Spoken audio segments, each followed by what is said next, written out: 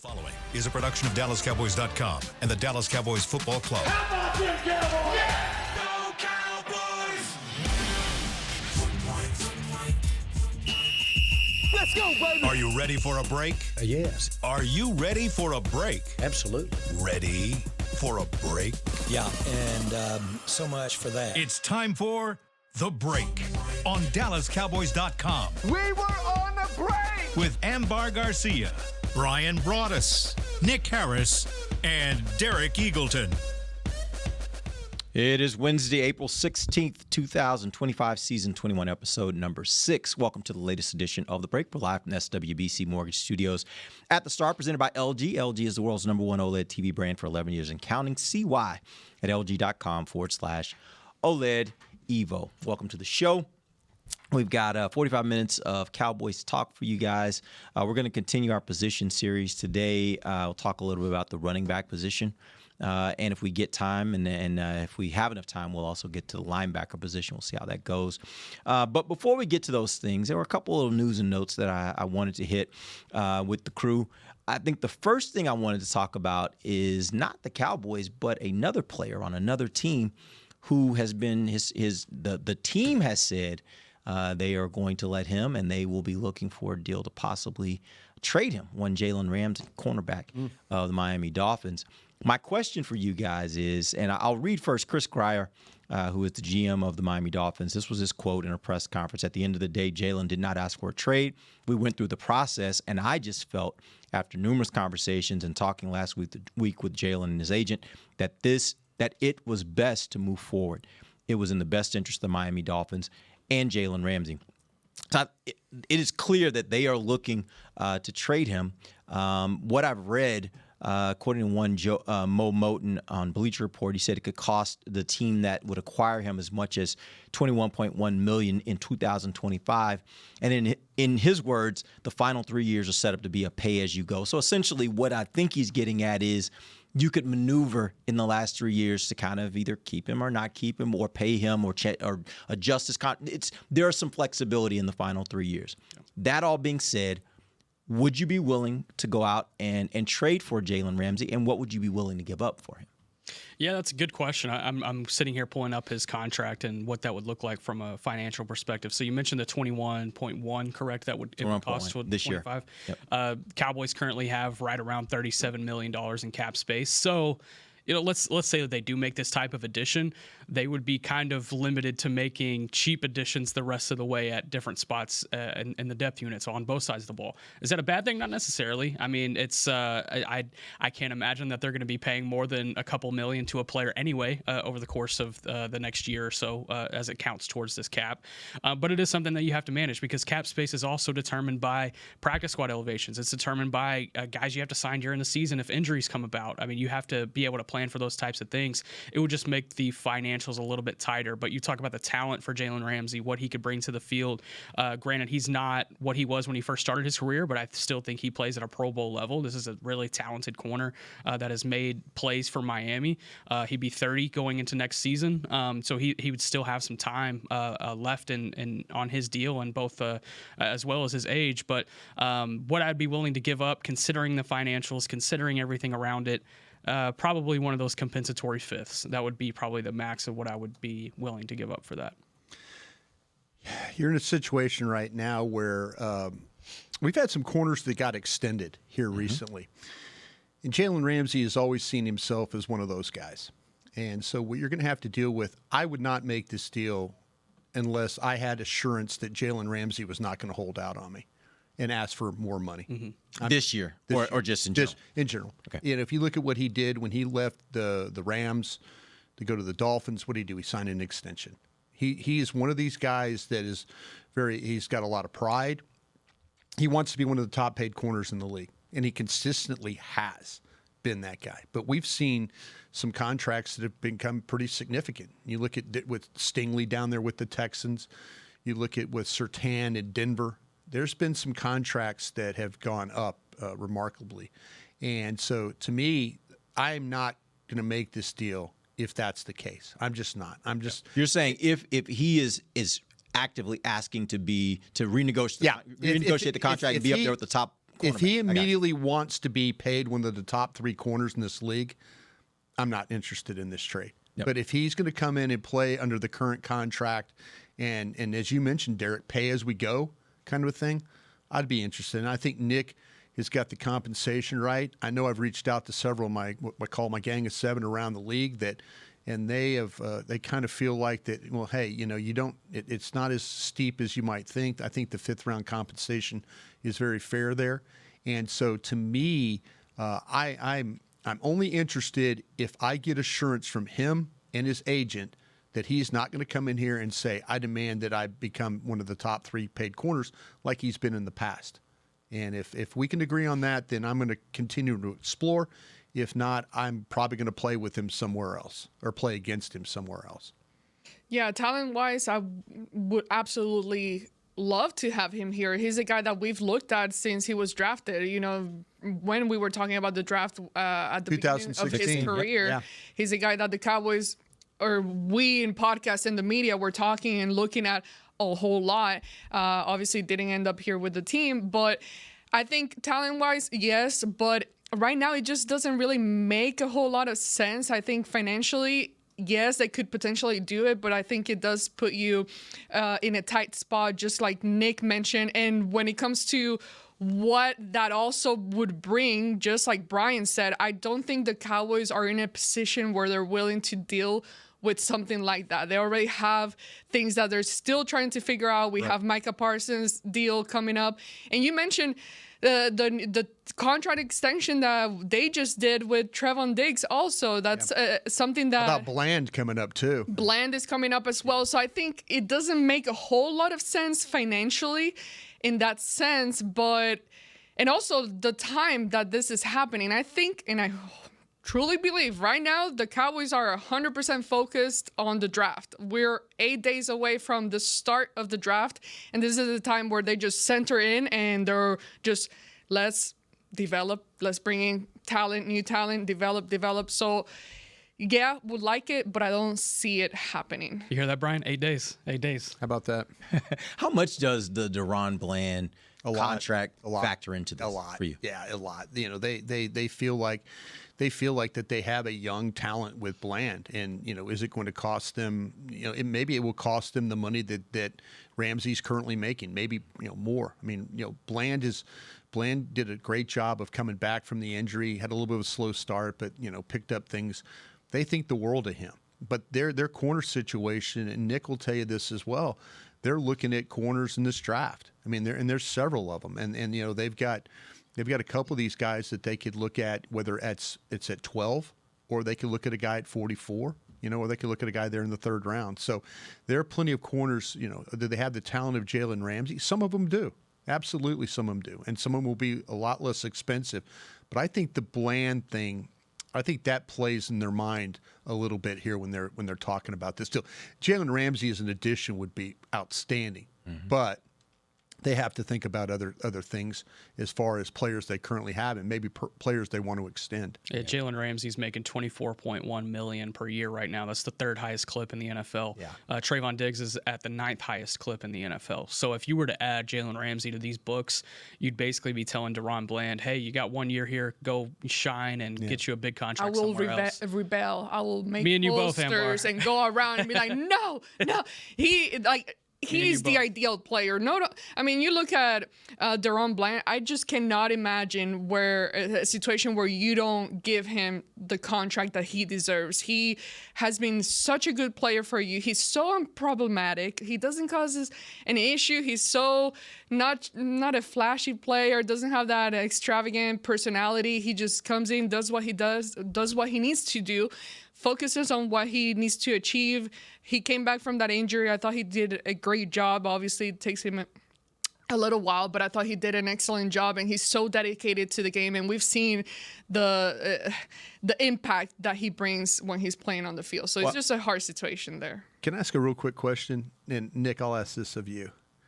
would you consider playing him at safety like Charles Woodson did late in his career? You talking about Ramsey or Ramsey? Ramsey. Yeah. I mean, play him as a free. I mean, the guy has got toughness. He's got range. Yeah. I mean, he's going to get in on tackles. He plays with his eyes. He gambles a little bit.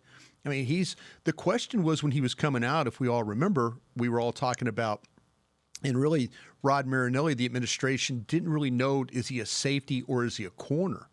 And, Rod and that group signed off on Zeke because they felt like that Zeke would help him, in the game with yards and stuff and keep the defense off the field. So, but they had questions like, do we play him at corner? Do we play him at safety? Well, he's become an all-pro corner. But would you consider it late in the career shift like we saw with the Charles Woodson? Yeah, I think it could certainly work. You talk about his range. You mentioned that. Yep. He's played majority in zone schemes in the past, and he's been a ball hawk. I think he could be able to track really well. He's got good tackling, too. I wouldn't have any issues with that. But it's the money, right? I was about to say, the only issue is we have great ideas until they say we'll pay the bill. But he'd still be counting on the books. Yeah. I think there was an assumption that you just made that if they were to do this, that would mean that they'd be telling Bland, you only have one more year. Are we sure that Bland would be the person that they might opt to let go versus maybe moving on at some point from Trayvon Diggs? Wow. Yeah, and that's certainly part of it. I think man's bringing his fastball. Yeah. No, but I applaud what you're doing. Here's the thing: when you think about roster management, you're not wrong. You can't have three. I wouldn't think you're not wrong. Three cornerbacks are highly paid. So if you're going to go the route of going out and getting a Jalen Ramsey, which quite frankly, I just don't think the Cowboys are going to do. I think they're happy with the two they have. Yeah. But if they were going to do it, I think they would have to have a conversation of who are the two we want long term. That's where you have to make this. And I don't think it's necessarily a foregone conclusion if they go that route. Yeah. That Bland is the one that they say goodbye to. Yeah. Let's say that they give DaRon Bland a $23 million per year deal. Maybe that's a little high, but let's just say that, considering how the market could change over the course. Who'd you split in between? I'm sorry. Did you split him between somebody? Did you have somebody in mind? Do you have some? Not really. I have him right above Jair Alexander, right above AJ Terrell. I just think that's probably the money he could earn next offseason. You know, talk about Derek Stingley getting 30, J.C. Horn getting 25. Yeah. If you're paying him 23 per year over the course of, let's say, 4 years, the dead money / cap savings that you would have by letting go of Trayvon Diggs next offseason with a post-June 1 cut, you'd have to be squeezing some pennies in 2026, but it would almost be a direct compensation going from 27 to 28. The savings you would have in 27 for letting go of Trayvon Diggs, $20.5 million. 2028, $21 million. So then you would be trying to come up with $2 or $3 million to make it even for a DaRon Bland situation going forward. But that's where things get a little bit tough. But all three of these guys would still be counting towards the books in 25. Granted, Bland's still on his rookie deal, but I truly believe that they have to figure out how to pay DaRon Bland before anything, and that includes, hey, if Jalen Ramsey makes this too tight, or we're going to have to do some gymnastics to make it happen, then I wouldn't make it happen. I think DaRon Bland's that important towards the future of this defense. Here's the other thing I would wonder, and I don't know if this is possible, but is there a way to basically rent Jalen Ramsey? So you can take on the salary for this year, and then after this year move on. I would love that because it gives me an opportunity to be able to protect myself in the event Trayvon Diggs' injury lasts deeper into the season. Yeah. And if it doesn't and Trayvon's ready to play, great. I got 3 corners. And by the way, you need 3. You got 3 corners you can roll up there. You just slide Bland right in there into the slot. And I love those 3 cornerbacks together, at least for a year. And then going into next year, you move on from Ramsey. You let him go out and get his big deal from someone else. So, Brian, when you said... You woke up full of creativity today. Well, I'm just saying, when Brian was like, I wouldn't do it if he was going to want the bigger contract, I agree with you. But I would only do it if he was going to hold out next year. If he agreed to come and play this year at this amount of money, and then after that, if you want to go out and search the market and try to get a better deal, we'll let you do that. I'm actually. I have to get that assurance though that when when I trade for you, that you're not going to immediately walk this in year and say this year, wait a minute, I need closer to the $30 million is the top salary. I need 27. Yeah. And I'm like, wait a minute, no, you're this, and this is what we. So if you immediately want to come in here, and I, just a gut feeling, I think he would. I think he would come in here and he would want to be paid like one of the top corners. This guy's a very prideful guy. He always has believed that he is one of the top corners in this league, and he is. And he is. He is. He is. But at a certain level, you have to think about, okay, what's best, because like we said, you've already got a young guy on the roster that you want to get done. And I applaud you for bringing up Diggs. That was one of those times where I'm like going, okay, we're going to talk about Diggs here, and we did. And I think that's something that needs to be discussed when you talk about team building and going forward. Yeah, I think at the end of the day, if it all could work out perfectly for the Cowboys, they could have Jalen Ramsey here for a year and protect themselves for with regards to the injury to Diggs. And then moving forward, your two cornerbacks are Diggs and Bland. I think they're younger. I think they're both on the come. I think they're growing, and I think they're growing together. And I think if I could just get to a point where I could see both of them on the field for 17 games, hell, give me 15 games if I could see both of them on the field together. I think that could be really great for the Cowboys. If Carson would have played better, we wouldn't have this discussion. Fair. We probably wouldn't be having this discussion. Yeah. If Carson was a guy that, like, when Bland was a rookie and then played, and we're all of a sudden we're like going, wow, this guy's really getting it. This guy's a good player. And then, but Carson didn't do that. So now we have to have discussions about corners at 12, corners at 44. We have to have these discussions because you're absolutely right. They don't right now. They're in a pretty dire spot with corner. They really, really are. So to me, a lot of question marks. A lot of question marks there, and they probably feel better about other positions than they do corner, and that's why at 12, I wouldn't say that corner's out not in the picture there. And I will say this too, Brian, from that standpoint, if the Dallas Cowboys go out and invest a first round pick in cornerback, I still think the same conversation comes up because, again, about Diggs or Bland. Like, what are you going to do? If you trade one or the other out? Are you really going to stick around? Because if you got a first round pick, your expectation, you want him on the field. You want him on the field all the time. Right, I agree. And then that question's like, who is the other starter and who's the person that's left out? It may not be a problem early on if Diggs is nursing the injury and coming back from injury, but when he's 100% healthy, how does that all play out? And I think that becomes really, really interesting. You can never have too many corners. Don't get me wrong. No, but you certainly want that first round pick out there. He has, and the problem with Diggs is he hasn't really been healthy the last couple of years. I mean, that's the real issue here right now. So to me, you have to consider all things. All right, we are going to take our first break. When we come back, we'll dive into our position analysis. We'll go into the running back position. Man, there's so many questions, but also a lot of new pieces. We'll talk about how those pieces fit when we come back. This is DallasCowboys.com radio. Todd thought it would be secure to jog in the cheetah savanna. Todd believed the big cat repellent he bought online was reliable. And now, Todd is trying to be faster than this cheetah that can run 80 miles per hour. But the good news is, Todd has AT&T 5G that is fast, reliable, and secure. And he learned the best thing to do is stop running and toss her the backpack with the beef stew.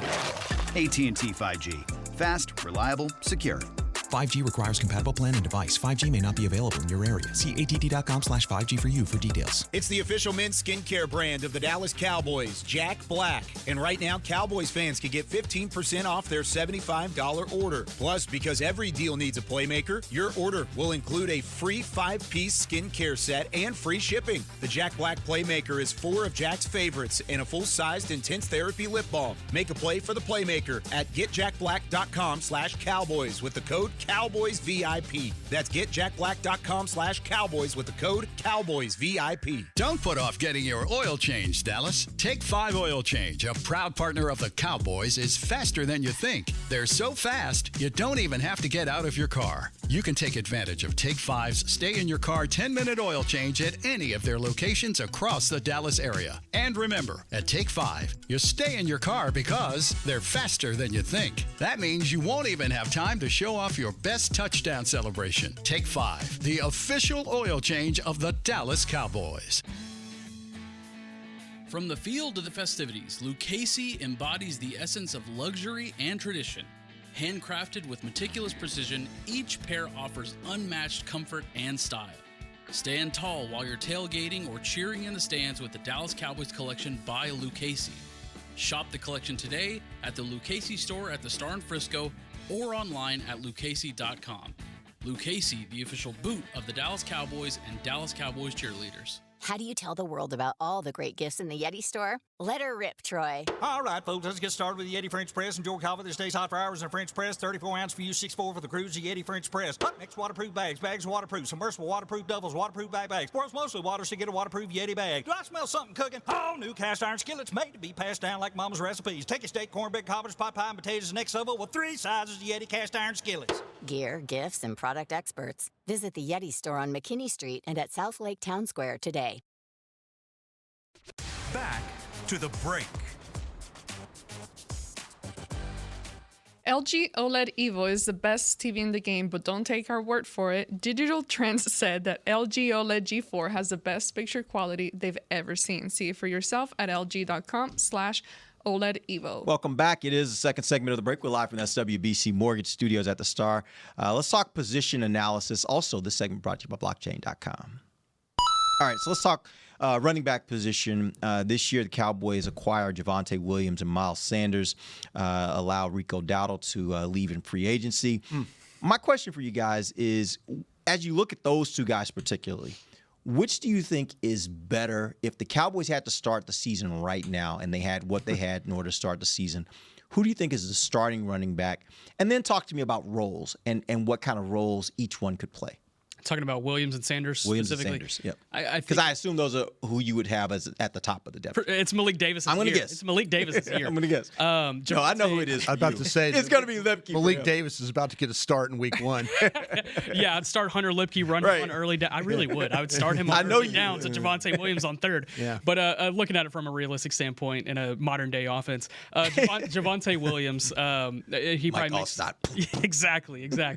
Or a Peyton Hillis. He makes the most sense. Javonte Williams as the starter with this group right now, but it's no doubt that this is going to be these guys are going to be competing with a rookie. But in the spirit of the conversation right now, Javonte Williams, just based on what he did in Denver and the role that he played there, and you also pair that with what Miles Sanders did or did not do in Carolina. I mean, you saw they basically they brought in Jonathan Brooks to play over him, and obviously Brooks hasn't been healthy. But when you start seeing high premium draft picks around veterans, that doesn't speak a lot of confidence into those veterans. So Javonte Williams, I think, would be the starter today, and you would have Miles Sanders kind of rotate in as Javonte needed to come off the field. I'd be giving him the majority of the carries if this was the group that I needed right now.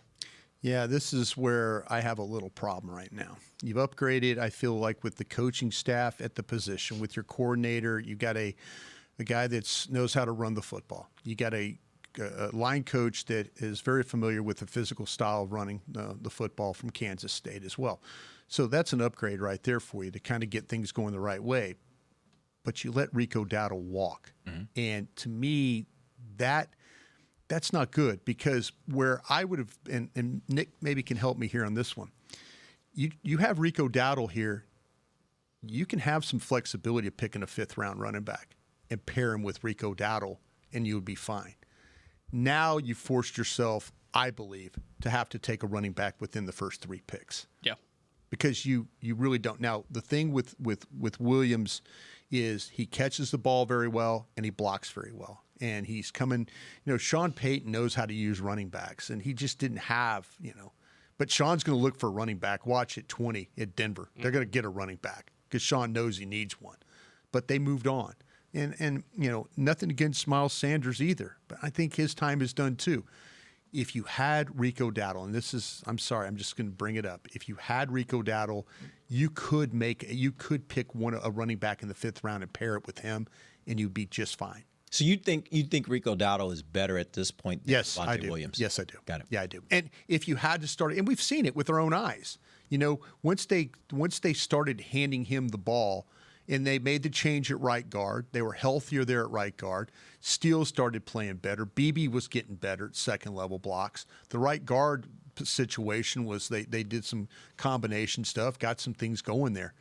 But Rico Dowdle here, if he was here, you could wait to the 5th round and grab a running back. But now I think you have to grab one of these running backs in the first 3 rounds. I don't think you can wait to the 5th round and say, okay, let's get a 5th round back and let's pair him with Williams and Sanders and see how it goes. Let me ask you this, because I was actually having this conversation with Isaiah Standback yesterday, and we were talking about the running back position. I think we all, everybody at this table and a lot of people I've talked to in the media all agree that the Cowboys made themselves better by the coaches they brought in. I think it's a huge upgrade. Yeah. You look at the Arizona Cardinals and what they've been able to do the last couple of years in the running game, and I look at that and I'm like, they didn't have an all-pro caliber running back, in my opinion. James Conner was hurt for part of the time, but James Conner to me is a solid running back. I don't put him as one of the best running backs in the league.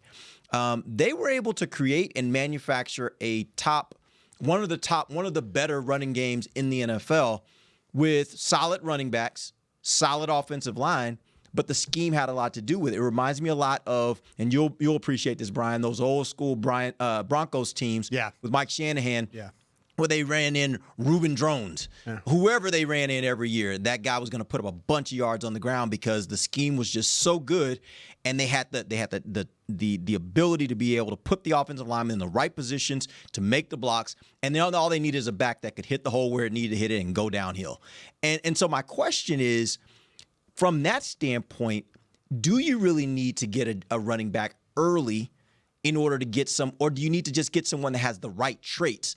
Or that runs the ball the right way for this scheme, and they can be just as effective here as a top running back would be in another system. Yeah, and I think that's a fascinating question when you look at this draft class, right? Because you could theoretically wait until day 3. You'd be taking some chances, don't get me wrong. Yeah. But you could find a guy with the right traits to pair with Javonte Williams that I think could work for this offense. You just need a guy that can get you yards on early downs. It's really as simple as that. You would love to have a guy that has a little bit more and can be versatile and can be that guy whenever you move on from Javonte Williams.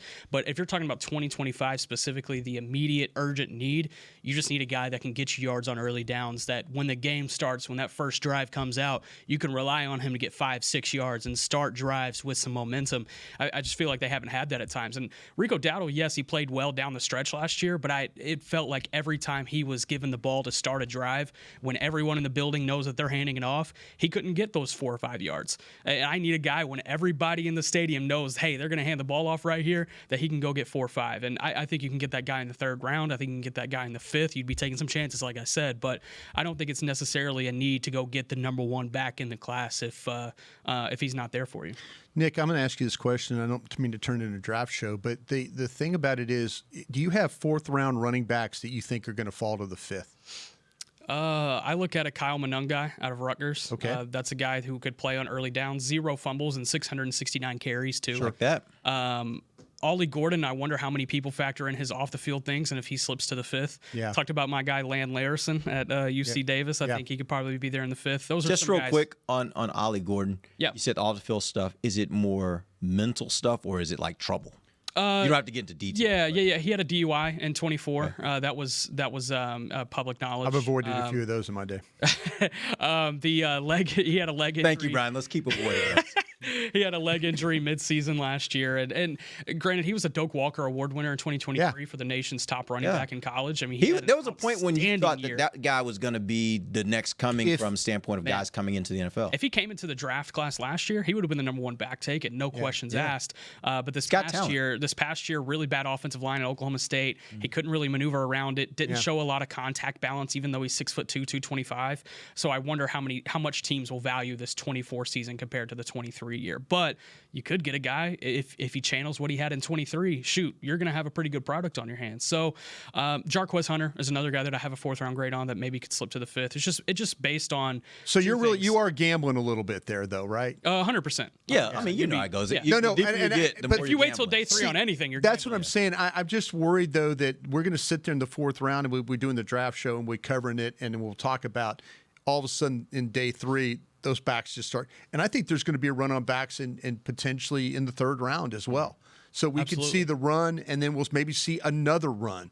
And I wonder if there's some guys, if you told me with certainty, and you do a great job with the draft, Nick, if you told me, hey, there's going to be some 4th round guys that are going to be there in the 5th, then I'll go with you. But I'm trying to. I've kind of broke this thing down just for simplicity, is the very good and the good. You know what I'm saying? If you give me a chance to draft very good, I'm going to draft very good because I know good is good, but very good might be the difference.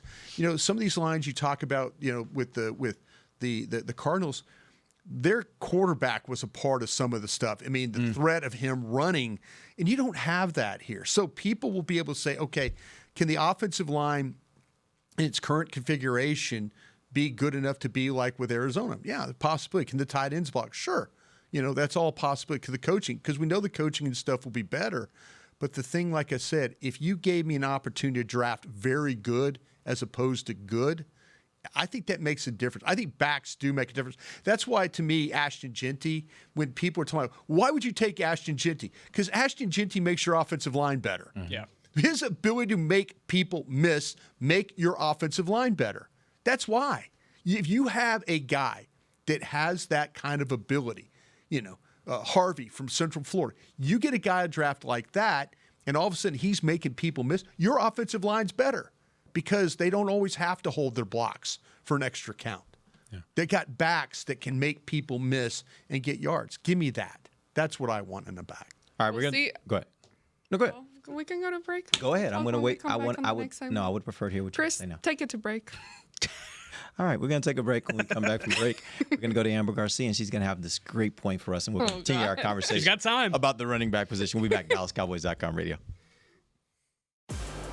If you can't be at the stadium, there's no better way to watch your Cowboys than on an LG OLED Evo TV. That's because everything you see is more lifelike. Every play, every hit. I mean, you might as well be on the sidelines. That's how clear it is. It's all thanks to LG's legendary technology. Perfect black, over 8.3 million self-lit pixels. No one comes close. LG OLED Evo is the best TV in the game for a reason. See for yourself at lg.com/OLED Evo. They say champions are remembered, but legends are never forgotten. United Ag and Turf offers a winning lineup of John Deere equipment built to tackle any challenge on and off the field. Legendary John Deere tractors, combines, residential mowers, commercial mowers, compact construction equipment, Gator utility vehicles, and a full line of golf and sports turf equipment. United Ag and Turf, the official Ag and Turf equipment supplier of the Dallas Cowboys. Visit UnitedAgAndTurf.com to find a location near you. If you shout, "How about them Cowboys?" you have that undeniable passion that's the heart of Cowboys Nation. And if you like to drink Dr. Pepper, you love the unique blend of its 23 flavors. Together, your one-of-a-kind fandom paired with the one-of-a-kind taste of a delicious ice-cold Dr. Pepper is the game day lineup that can't be beat. Better yet, gather your Cowboys and Dr. Pepper fan friends to watch the next game and crack open a delicious ice-cold Dr. Pepper for everyone. The wins will be even tastier. It's a pepper thing. And we're going to overtime. Erica, how much have I spent on concessions? For questions about their money, Dallas Cowboys fans can turn to Erica, the virtual financial assistant in the Bank of America mobile banking app. Learn more at bankofamerica.com/Erica by your side. Bank of America, official bank of the Dallas Cowboys. Erica responses may vary. Digital tools featured require downloading the mobile banking app and may only be available on select mobile devices. Erica is a mobile feature only available in the English language. Your chat may be recorded and monitored for quality assurance. Message and data rates and additional terms may apply. Bank of America, N.A., member FDIC. Todd thought it would be secure to jog in the cheetah savanna. Todd believed the big cat repellent he bought online was reliable. And now, Todd is trying to be faster than this cheetah that can run 80 miles per hour. But the good news is, Todd has AT&T 5G that is fast, reliable, and secure. And he learned the best thing to do is stop running and toss her the backpack with the beef stew. AT&T 5G. Fast, reliable, secure. 5G requires compatible plan and device. 5G may not be available in your area. See att.com/5G for you for details. Back to the break.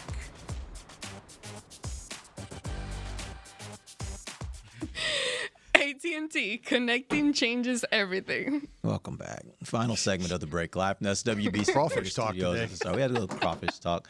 This girl, Amber Garcia, man. Yeah, terrible. Why do I always get blamed for things? Because you're the culprit. We're not bringing it to No, the we're air. not. No, we're not. But you said something. Nick looked at me, we locked eyes, and I just laughed, okay? So that was that. All right, before we went to break, Amber had a point she wanted to make. That was her point. Now she's moving on. Right, what is your point? Make your point. Hey.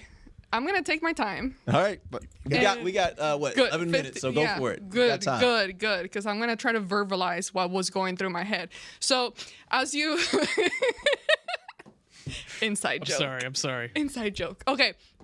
While you guys were talking, I just kept going back and forth on, okay, how big of a necessity is it really for the Cowboys to go get a very dynamic running back. And I'm going back and forth in what I've seen in history with the Dallas Cowboys. And I'm thinking, okay, and I started right around when Zeke was drafted.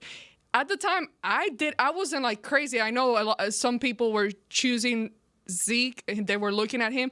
At the time, I was more focused on the defense and a corner. So then Zeke comes in, and then you see the effect that he had and the explosiveness and how everything was just crazy and magical. But you have to take into account how the offensive line looked at the time, how great that line was. And then I started going back, okay, how did those other guys that weren't like Zeke caliber look like with such a good offensive line? And I went back to think about Alfred Morris. You had Rod Smith, and I remember, I don't have a clear memory, but I remember at the time they were very efficient, not to the Zeke level, but they were still productive and taking care of business. Even when Darren McFadden, he went in, when Romo went in for that last series of his career here with the Cowboys and in the NFL, and he was very effective. They went down, they drove that thing down so easy, got into the end zone.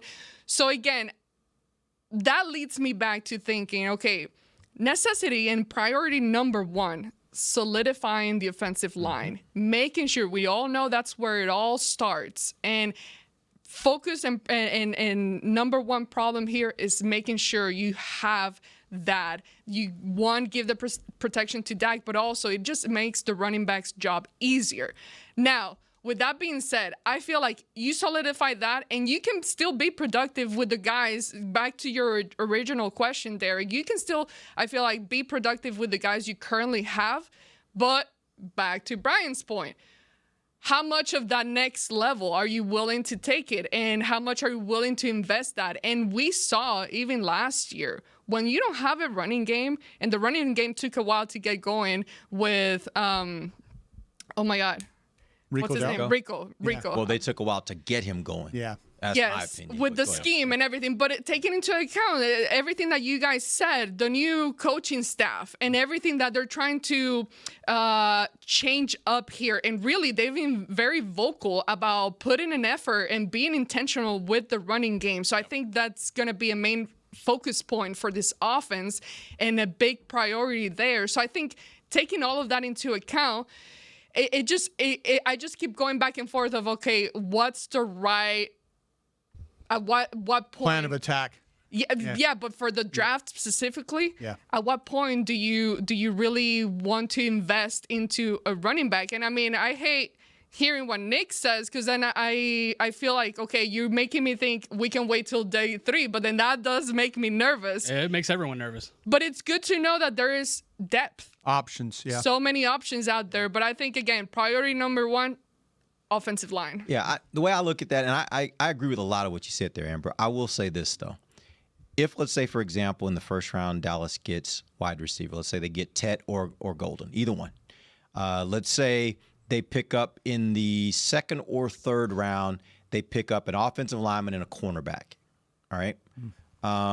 If they come away from days 1 and 2 with those things, I feel a lot better about the idea of getting even though you're taking a gamble, getting a running back, let's say, in the 5th round. The reason why is because I think at that point you will have an offense that has hopefully, or at least what you're thinking, your offensive line will be somewhat solidified. You feel good about where you're going with your offensive line.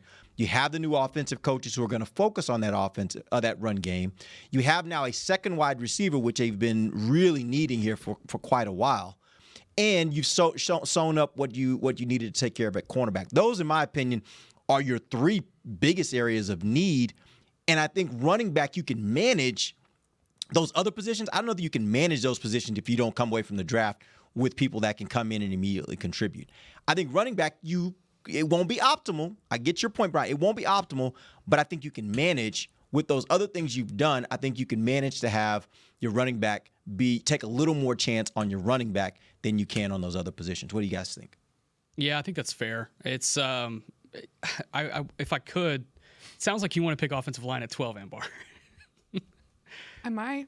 Okay, all right. Am I? That's all about value, though.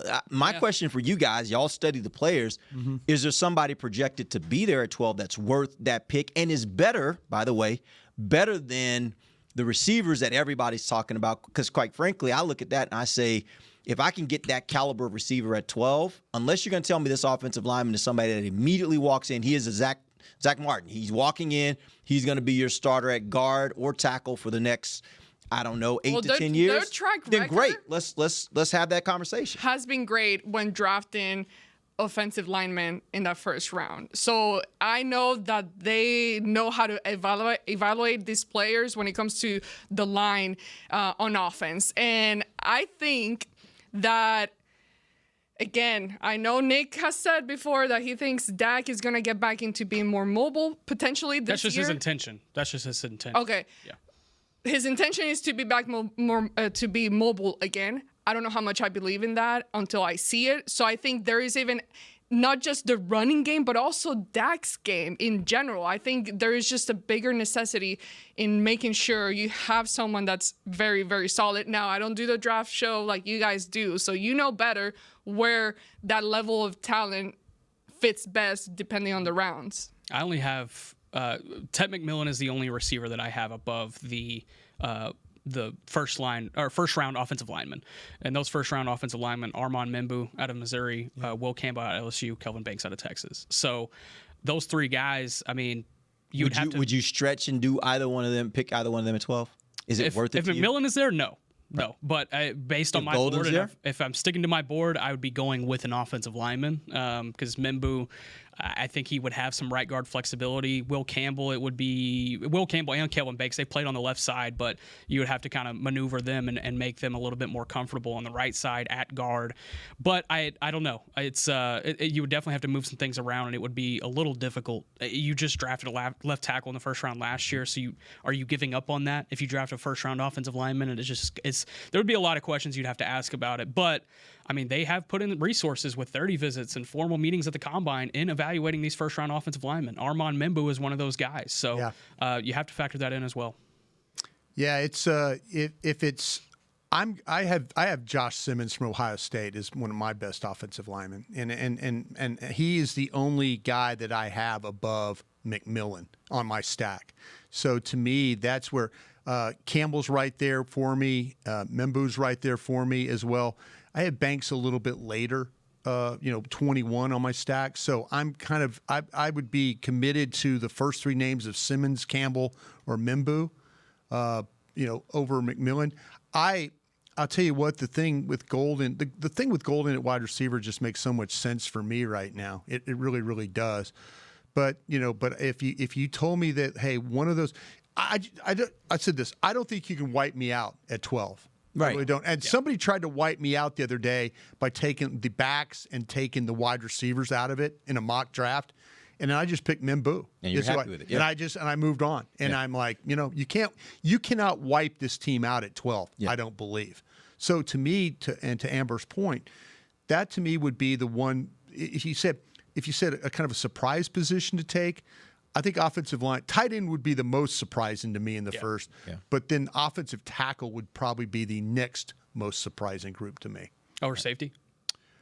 I think safety is, I don't know if they would take somebody at 12. That's what I'm saying. That's what I mean too. Yeah, at 12. But tight end, you could throw safety in there. But I kind of feel like, though, to me, the fact that they visited one, I think they visited more of a second round one of the names that we had.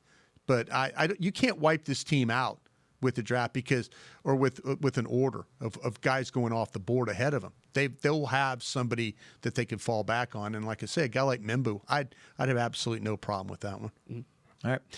That's a wrap for us. We will be back next week. Actually, next Wednesday we'll be on, and on Thursday the draft begins. So next week we'll talk a little bit more about draft, talk about who you guys really want to see or expect the Cowboys to select with that number 1 overall pick. Go ahead, Brian. Can I give you a homework assignment for next week? Sure. Question I want to ask you guys. All right. Could the receiver you draft potentially at 12 be better than CeeDee Lamb? You're trying to get messy. No, I'm not. Just could the receiver you draft at 12 eventually be better than CeeDee Lamb? Yeah. All right. We'll Think do that. about We'll that talk one. about that. We'll talk about that when we come back. We'll be back next week on Wednesday, same time. Till then, for Nick Harris, Bryan Broaddus, and Amber Garcia, I'm Derek Eagleton. This has been The Break, live on DallasCowboys.com radio. This has been a production of DallasCowboys.com and the Dallas Cowboys Football Club. How about this, Cowboys? Yeah!